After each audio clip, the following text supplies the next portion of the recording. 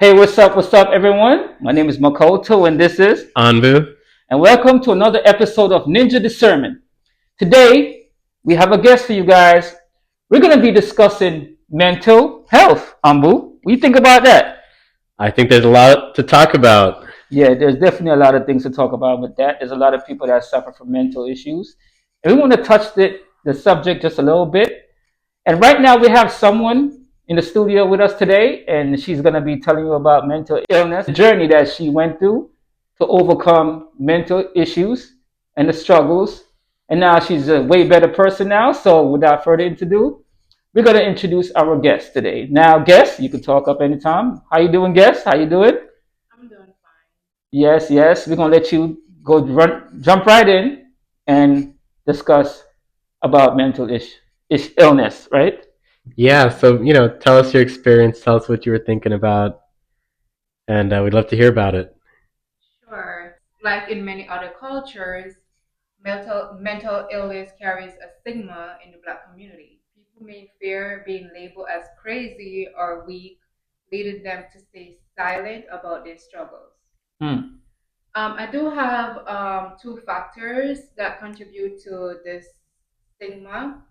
Um, Limited access to care. Hmm. There is shortage of Black mental health professionals, which could make it hard for Black individuals to find competent care. This can deepen feelings of distrust in seeking help. And another factor will be Mm-hmm. cultural expectation of strength. Have you ever heard the phrase "Black people don't break" or "keep it in the family"? I haven't heard of it. Well, actually, I have heard about that, right? Yeah. I've heard about that. What about it? Yeah, so it's just saying that if you admit it to mental health struggles, can Okay. be seen as a weakness rather than a medical condition. Okay. Then I'm just gonna go over what I experienced, something short. So I'm a survivor of something many people don't like to talk about, Okay. PTSD. Mm. All right, so I migrated to the US in 2005 when I was just 11. I thought things would get better here. I've experienced things out of my control as a little girl shouldn't have. Fast forward to adulthood.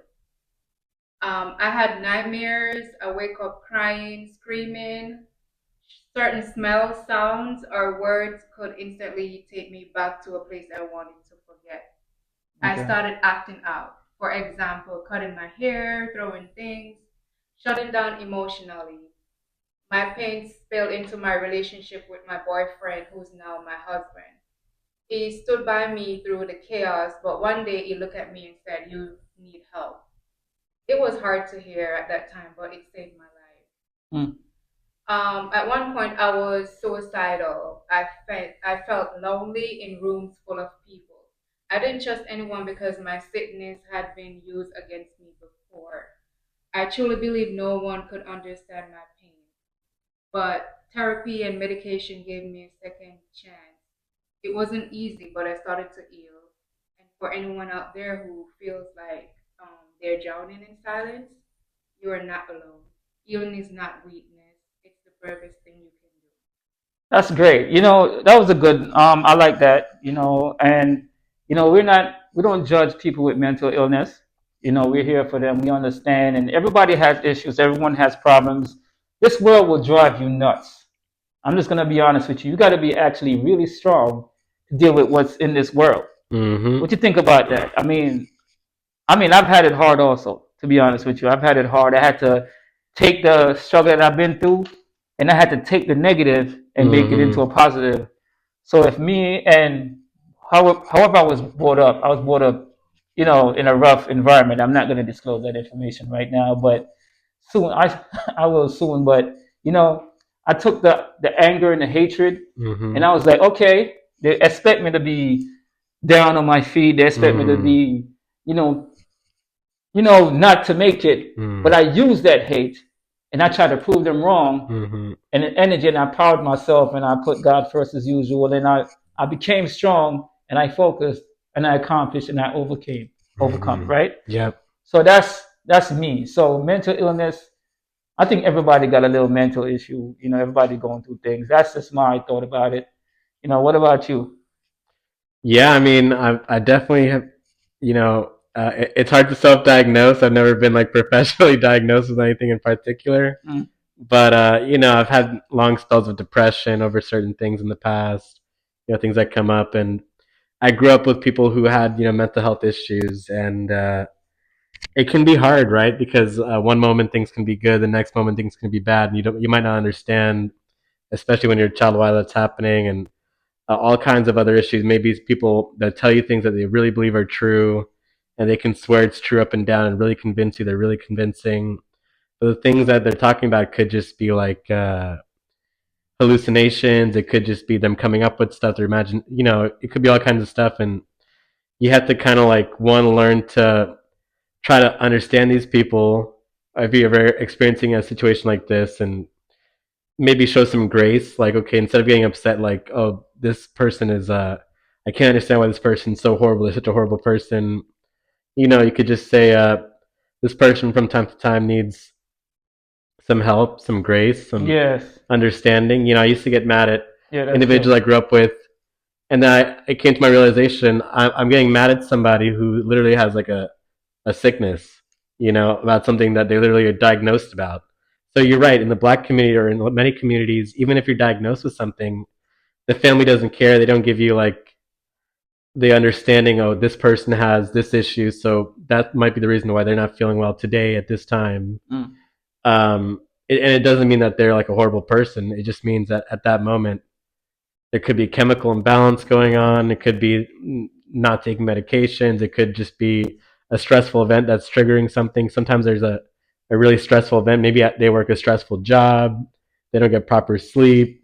There's so many factors. We live in like a really harsh world. Every second, people are agitating you. You're driving on the road. People are cutting you off, almost killing you. You're at work. Your boss is stressing you. You get home, your kids are stressing you. Your partner is stressing you, and then you got financial stress. That's a horrible stress. Mm. So I remember even like during the last the recession that happened in like '06 or like '08, a lot of people are stressed out, and a lot of personalities act up, and that events like that can really trigger mental health issues. I think really harsh financial stress. So if you can avoid financial stress, it's the best thing you can do for your life, because that will ruin your relationship, your family, a lot of stuff. Anyways, that was a segue. What do you think about all that? Oh, back to well, you. well, Um, I'm sorry. I'm sorry. You go ahead. I think it go way back into Yep. yeah. I think yeah, people don't want to talk about that, but Yeah, that's a good point. I mean, Yeah.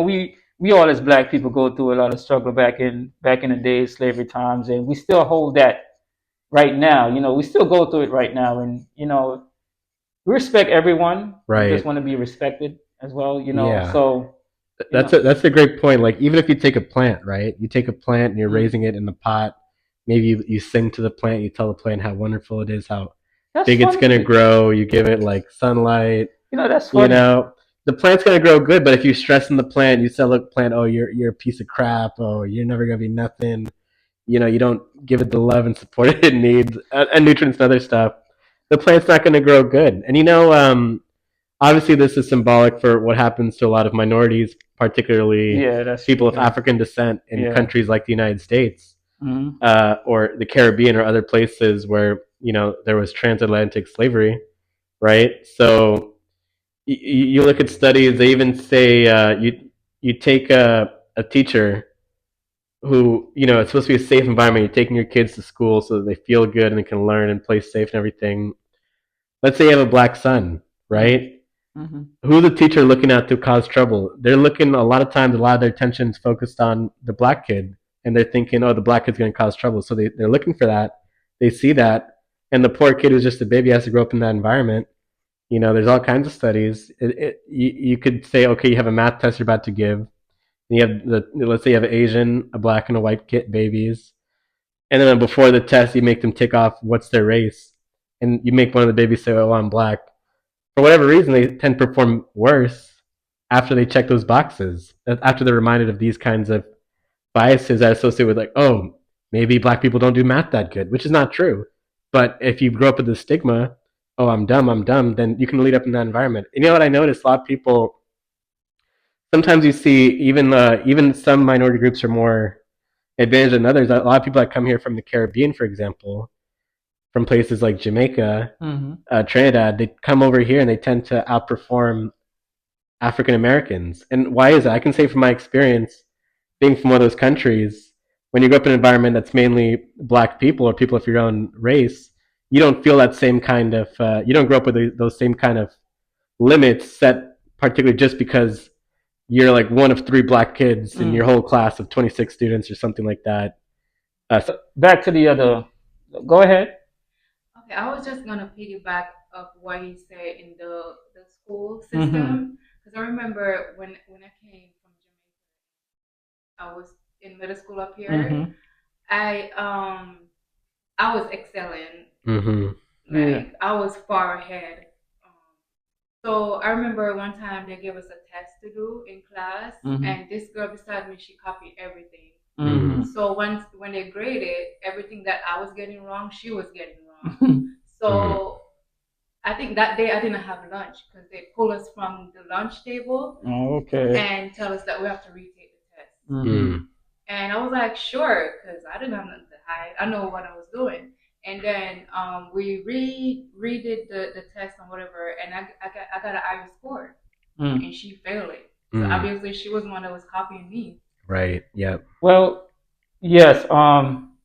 I ain't gonna lie though, I kind of copied some kids' paperwork back in the day. And I ain't gonna lie either. We kind of cheated. Sometimes we cooperated. I wanted to pass certain classes like math. I was very bad in math. So bad on the sermon. I was talking about, piggyback off that as well when she was discussing the school thing. Yep.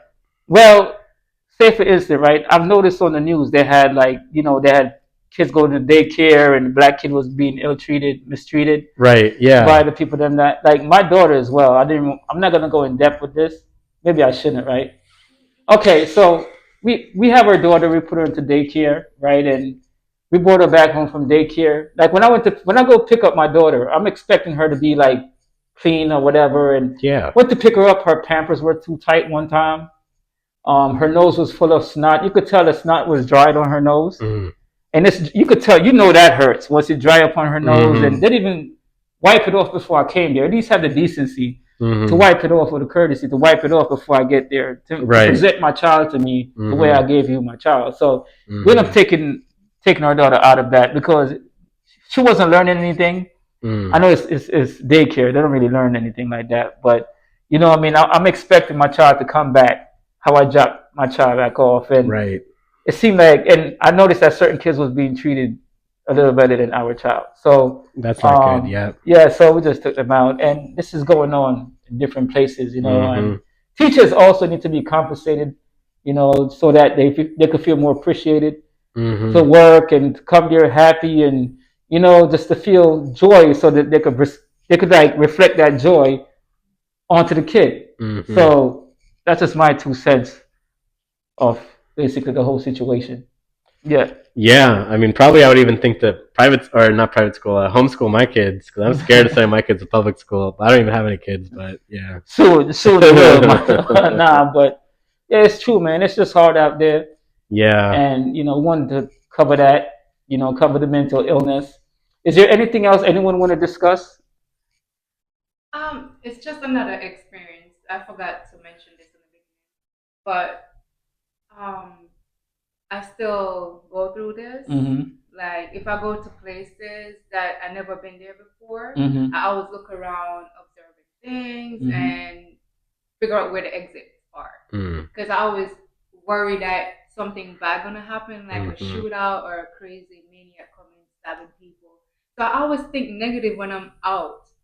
So like if something like a shootout to happen, I know where to run to exit. Right. Yeah. I don't really think that's a bad thing. That's smart. Yeah, that's being aware of your surroundings. Actually, I mean, if something's going on and we don't know where the exit is, we're gonna be, So I think that's a good thing. Right. You got to be aware of your situation and your surroundings, because if something goes, I want to be able to run through the exit and not looking for the exit, and something bad could happen. So it's actually a good thing, So I wouldn't beat myself up But over that situation because yeah, but I do feel you. Like the news like hypes up a lot of stuff and it makes us yeah, all really worried. And there's a lot more active shooters and yeah, yeah, it's a legitimate fear and there's so many things going on. yeah. So to conclude this whole situation, I think if you have a spouse, if they have mental illness, mental issues, get them some help. Be there with them and support them, because not, sometimes they just need a little bit of support. And as Amber was saying, it's good sometimes. I had it with my wife at the time, it was a little stress. It was a little bit hard at the time, but then I realized people, they're not you, I'm me, and life is subjective. People look at it in their own lens and everybody see the world differently. And I could be strong in certain ways. That doesn't mean she could be strong in that way. But I had to understand that's, I got to be her support system and support her. So I decided to stay by her side and support her. And she's way better now than she was before. And just stay with your partner. Take them to go see a psychiatrist. What is it? Yeah. Psychiatrist, and talk to them, walk with them, and try to be a little bit more patient. And in the end, it'll be worth it. That's my Yeah. conclusion. Right. Or a counselor or a psychologist. Counselor, Sorry. yes. Psychiatrists, they want to give you the drugs, but sometimes you need. And also, you could do family counseling, couples therapy, couples counseling. Yes, that's true. Yes. Premarital counseling. Mhm. So a lot of these things are important also. All right. That's right. And remember, like, comment, and subscribe. And you were watching Ninja Discernment. See you again later on the next episode.